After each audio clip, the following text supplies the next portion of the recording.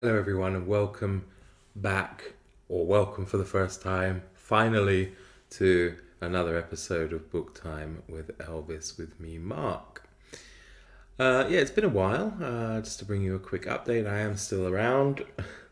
I have been watching a few videos from time to time, though I find my own time rather limited, in the last last weeks and so before the end of the school term.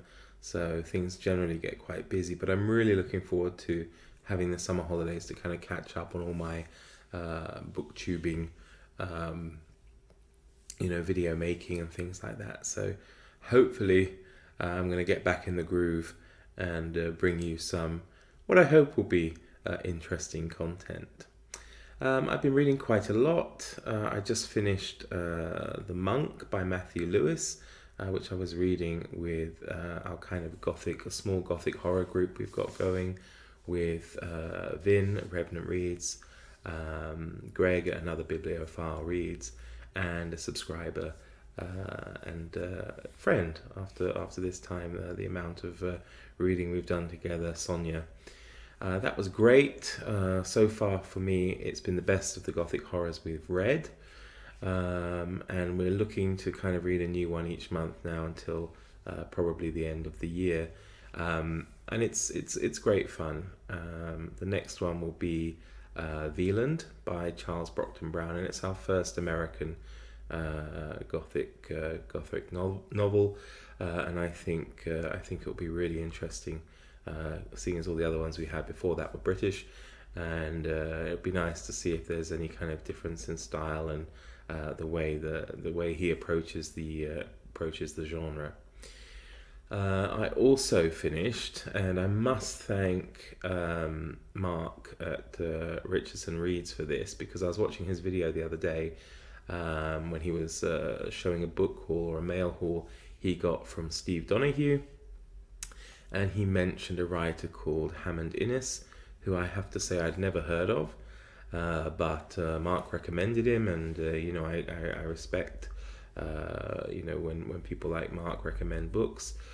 So I got hold of a copy of one called The Strange Land, and I read it in a couple of days, and it was fantastic. It was really exciting, really good, solid thriller adventure book, and I'm definitely going to explore his other stuff. So thank you, Mark, for that. That was really a good call there.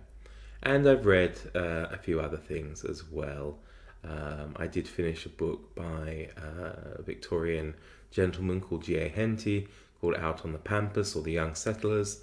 I think it's a Victorian children's book, so it means I think it's not super easy, maybe for some kids today, but I really enjoyed it. It was about an English family who decided to emigrate to Argentina, and all the challenges they faced with the indigenous population, and also setting up their own farm there and things. And it was really good, very entertaining, and some elements, I suppose, would be similar to what's coming up in June. And what I'd also like to talk about is the event June on the Range, started by Mr. Michael K. Vaughan. This genre, the Westerns, completely new to me. I don't know, I pretty much know nothing about it, actually. I don't think I've read any in the past, but I'm really looking forward to it. In fact, I've already started on the first book I plan to read, which is True Grit by Charles Portis, and so far so very, very good, actually. Unfortunately, I don't have any of these books. Well, one I have. I don't have any of them to hold up. They're all ebooks. Hasn't been so easy to pick them up here in the Czech Republic, and I only decided I would take part just the other day. So I haven't really had a chance to order them either. Forgive me, I'm not used to being back on camera. It's been about a month or so I'm really umming and ahhing, but I hope you'll stay with me. But anyway, True Grit, so far, it's really a cracking read. The next one I do have a copy of. It was very kindly sent to me last year by Summer from Cozy Reading the Quaker Cats, and it is Larry McMurtry's Dead Man's Walk, and I'm looking forward to reading that. I know many people are reading Lonesome Dove, but I felt I wanted to read this first.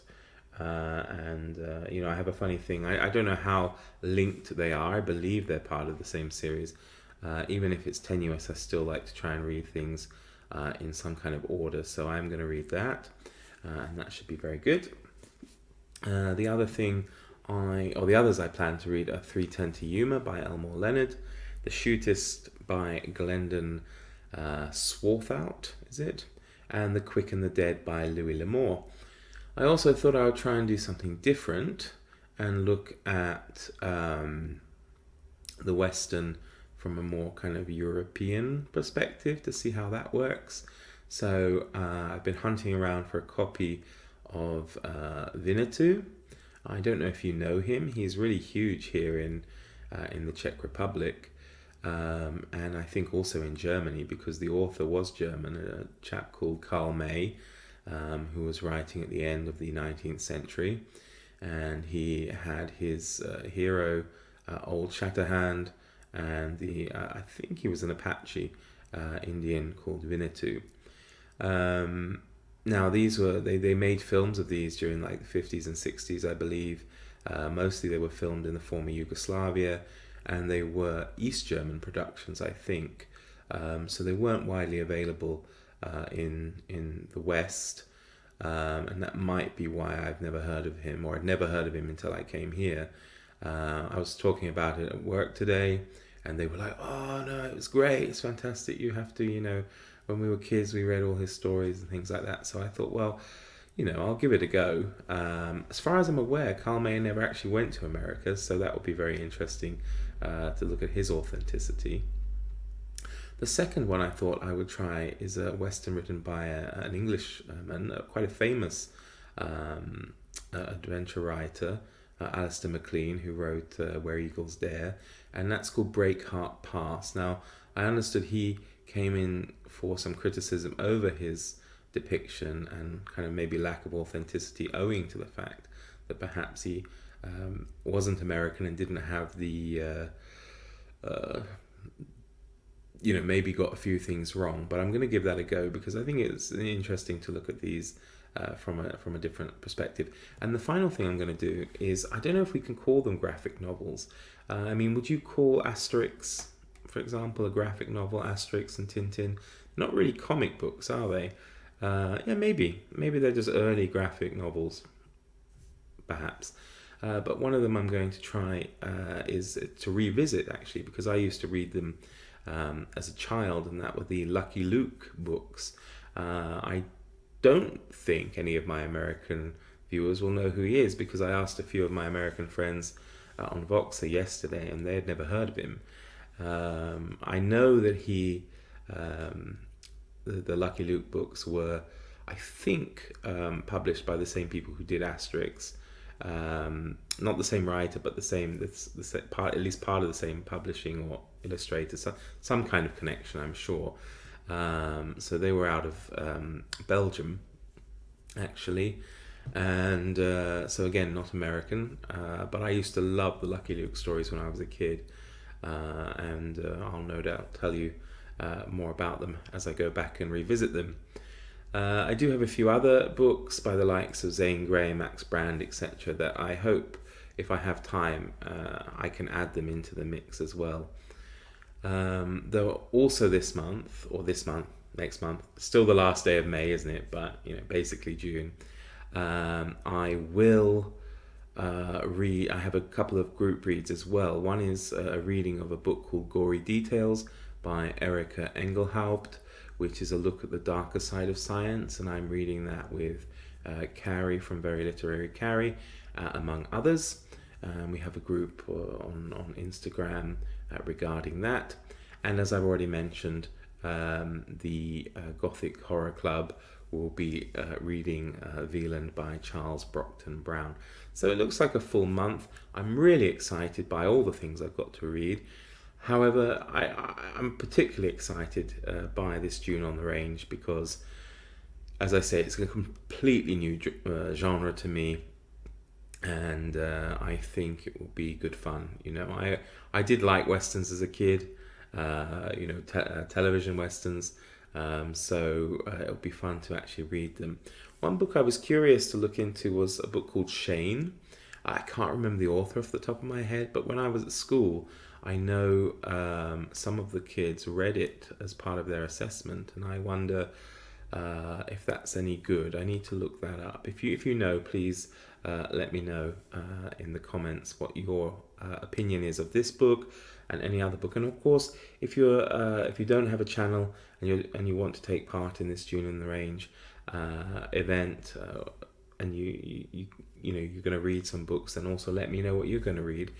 You can write that down below too, as well as any of your opinions regarding the books that I have mentioned.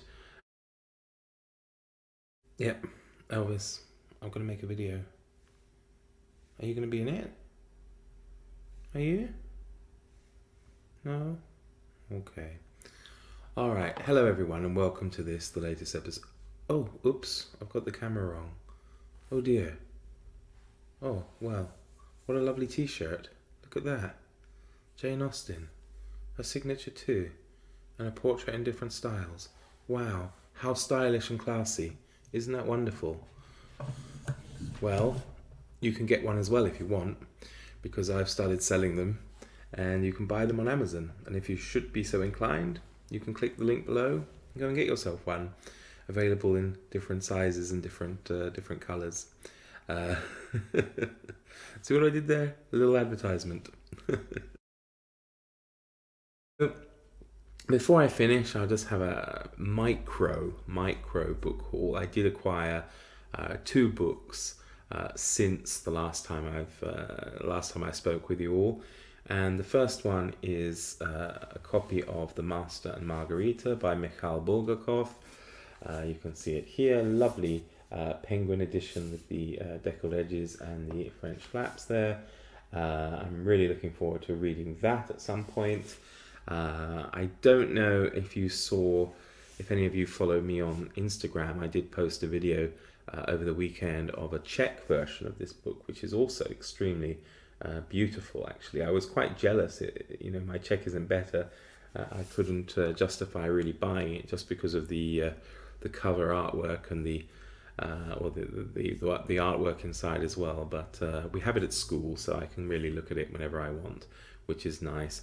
And the other book I bought, if some of you may have seen, I own a few of the others, such as the Sky Atlases and the Madman's Library, and these are books by Edward Brooke Hitching, and this was the most recent one, if you can see it here, The Devil's Atlas, and it is basically a compendium that goes on an adventure through the afterlife and looking at supernatural worlds from different cultures. It's basically like a traveler's guide to the afterlife and the underworld. There are amazing illustrations in here. There are some horrific illustrations, of course, like these kind of pictures of dooms. People being, you can see in this one here, someone's being eaten, so it's pretty horrific. There's others where people are being torn apart by devils and demons and that kind of stuff. So it's pretty grim. It might not be everybody's cup of tea. However, if you're watching at Revenant Reads, I'm sure it will probably be your cup of tea. So you might want to check it out. So everybody, thank you so much for watching. I've missed you all, and I'm sorry really for not having been around. But life does get in the way from time to time. But I'll endeavour to do my best to keep you informed and to not leave it between videos so long next time. Thank you very much. Do take care of yourselves. All the best from me and Elvis. Bye.